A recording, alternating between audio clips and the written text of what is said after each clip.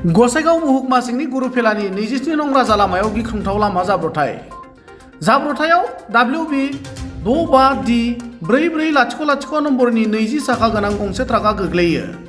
जाब्रथाय जानाय ट्राकनि ड्राइभार आरो हेन्डीमेनआ जिउ रैखा जायोब्लाबो जखम जायो होनना ओनसोलनि सुबुङा मिथिहोदों।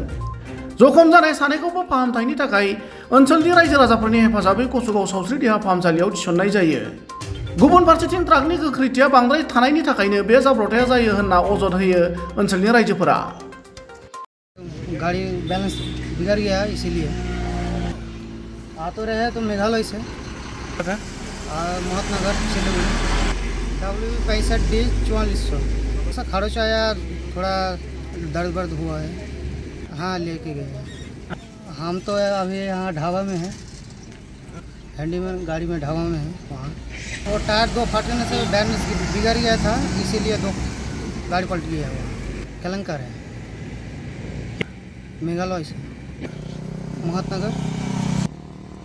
गलती तो मेरा ही है, लेकिन बैलेंस बिगड़ गया, वो संभल नहीं पाए, इसीलिए पलट गया।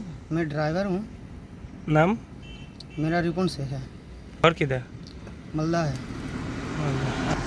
वहीं है मलदा में।